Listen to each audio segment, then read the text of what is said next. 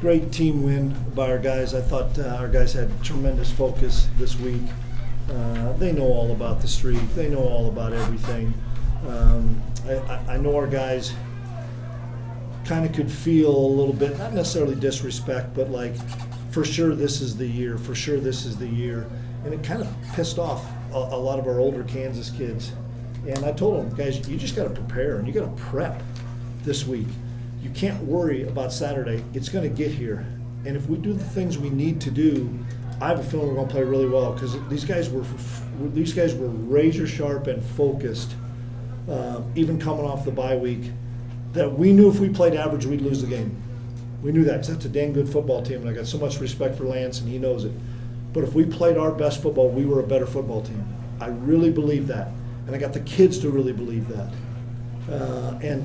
That was a complete performance. Yep, we fumbled the opening kickoff. Bryce is in tears on it. They take it in and scored, and that was the only momentum I thought we gave up the whole day. And then from then on, I knew I really believed we were going to block a punt for a touchdown. And I kind of notified the officials that the first punt they have, we're coming. And everybody's coming. We weren't going to cover a lot of people. We're bringing everybody, and I think everybody was there. And I know they fumbled the snap, but they had no chance on it. And that was a turning point for us, to be down 7-0 and then to go up 14-7. So then the game plays out, and I thought our guys played really well. The one guy that I'm going to acknowledge is nobody expects me to acknowledge this, but Dr. Trace. I went right up to him after that, and I said, I was not letting you leave and retire on a loss to KU. And he's almost in tears. But I have so much respect for the pride and what Dr. Trace, he and I have become really good friends. They love K-State football, absolutely love K-State football. Frank and the pride do, and our kids love what the band does for us. So that was for Frank. Chris, what's most satisfying for you about this? What's the one thing that's going to stand out in your mind? We dominated the football game from start to finish. After 2 minutes a game, for 57 minutes, we dominated the football game. And I thought Jalen fought his tail off, but we just kept putting pressure on him, and he did some good things, but we dominated the football game. And at the first half, it's 21-14, and they had the ball for 45 plays. We challenged the defense. We didn't tackle very well the first half, but I knew we'd play better the second half than we did. He's had better numbers, but you guys also have a lot of short fields. Is this as good of a game as Avery's played? Avery was on point. And everybody knows it's more challenging to throw and catch the football when it's raining. And it wasn't pouring down rain, but it was a factor in the game with the rain. And I thought Avery he's 11 for 17, 231 yards. We can talk about Jace's touchdown. The one throw to Tibbs was an absolute dime. But the fact that we were able to protect the football. Avery did not put it in harm's way. We had the one fumble, like we said, to start the game, but we protected the football, and then we were able to strip it and get a couple of plays against them. I asked you after the Arizona game how you guys got to that point. You were 1-3, things looked kind of lost. From that point, how do you get to this stage where you're 4-4 and probably coming off your best? Yeah, seniors, resolve, trust. I trust those kids. I believe they trust me. And it's a different era of college football. We all know that. But if K-State continues to have core kids that are here for 4, 5, and 6 years, good things are going to happen. I don't know where this win takes us, but I know that when we came back from Arizona and we went back to fall camp, in essence, from whatever that was, September 14th on, we've played really good football in all three phases. And has it looked great all the time? We have a loss in there too. But we've played good football. When you play good football like that, you have confidence and belief. And it's fun being around these guys, watching them practice, watching them compete. Coach Des Purnell, Avery, Lincoln Cure got in on the action. It seems like a lot of these Kansas kids make big plays today. Just why do you think this game is so important to them? Well, it's all of them. And I brought all the senior Kansas kids up, and they got one of our super hammers. There's a lot of fifth-year guys that Zach Wittenberg doesn't get talked about. Bo Palmer doesn't get talked about. But those guys are the fiber of what K-State football is. It's why K-State football in my opinion, has been as dominant as we have in this series is because it just means so much to those kids, and then they get the transfers, they get the young kids to buy in. And, you know, Seth Porter talked to our team on Monday, and Seth's a Texas kid, but his folks went here, his dad played here, Seth played here. Seth had those guys fired up, didn't matter where you're from, to play this game. Chris, what do you think you guys did best defensively? So, I'm sorry? Defensively, what do you think you guys did best? Well, the first half, we were awful tackling, and that reared its head a few times on their long drive for sure, because we had them third down twice and then couldn't get off. I challenged the guys at halftime, we had to tackle better. We did not give up the explosive play. I think the Henderson kid's as good a wide receiver in the league. I think he's an explosive guy, and he had our full attention. But we could not give up explosive plays. If we didn't give up explosive plays, I thought we would finally make a play, a tackle for loss, a sack, an interception, something, and we did that. So I thought defensively, when we challenged those guys, we were able to play much better in the second half. Chris, you mentioned the opening kickoff is about the only momentum they had. How important did you view the next drive, particularly that Avery had in the next drive? Yeah, I think the biggest thing is nobody panicked, you know, and I still don't know if they scored, honestly. I still don't know if they scored. I don't think the camera angle was great, but they did.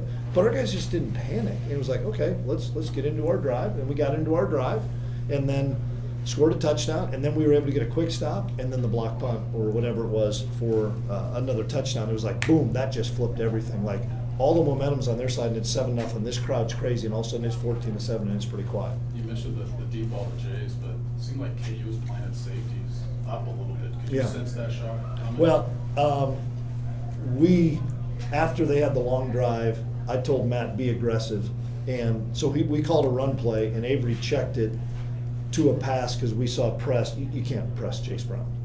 And they pressed Jace with no safety help.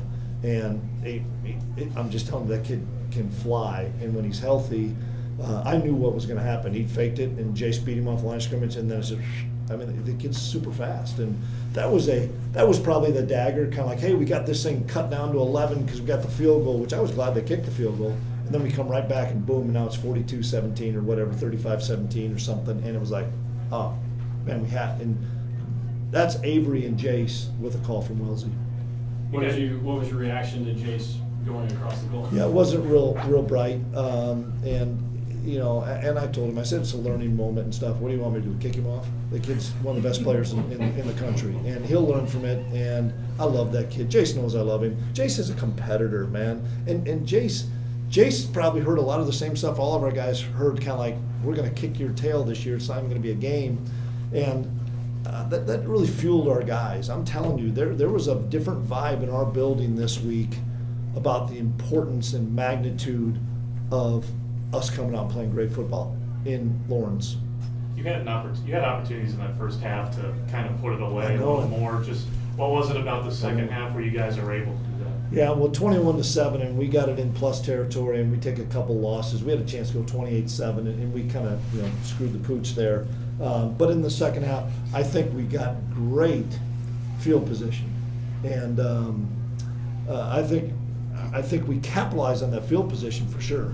So I mean, it's methodically driving the football, and then Joe Jackson, he runs the ball really hard. We had Avery getting some runs and stuff, so it was once again total team effort.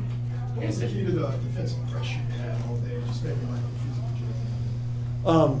A lot of different things. I mean, whether it was rushing 4 or rushing 5 or rushing 6, we did a lot of different things. We had to keep changing it up on him. And they tried to tempo us a little bit so that we couldn't sub-package, and they thought they did a really good job of that. But ultimately, we went back to more zone and gave our kids a chance to have a little bit more time to get home. But, yeah, I just think our guys really played hard. What'd you think about the stadium? Pretty cool. I said that to Lance before the game. That's pretty awesome. And remember, I was here in 1997 as a GA, and it's a little bit different. And I just thought it was really a neat setting. And then where the team room and stuff is at, I'm probably not touring it anytime soon, but I thought it was pretty cool. What was your message to Lance there at the end of the game? I just appreciate and love the guy. Lance and I are really good friends, and I know how badly he wants to win this game. And if I weren't the head coach, I'd probably root for the guy. But told him I loved him. And, you know, we shared some nice things, because I got the ultimate respect for that guy because he's worked his way up in this profession like I have. You kind of downplay how much the streak meant to you throughout the week and talked to Reese right now about how it's means something to them. But what's this mean to you as it extends? You know, I don't, it means a lot to those kids. I'm not been into what things mean to me a whole lot, but I just know what it meant to those kids, and I know how hard it is every week or every year as this game approaches. It's the worst week for me. It's the worst week for me. It's like when I was at North Dakota State and we had to play South Dakota State. It just sucked. And this week always sucks because everybody expects you to win. Everybody expects you not to be the guy that screws it up. And sooner or later it's going to happen, and they're going to beat us. It couldn't have been today. And I say that right now. It couldn't have been today because the pressure that those seniors carry, and then they're going to pass it on to the next group. But I don't know when we have these guys on schedule. I don't have to worry about it, hopefully for a year. Anything else? All right, thank you. Okay, thanks everybody.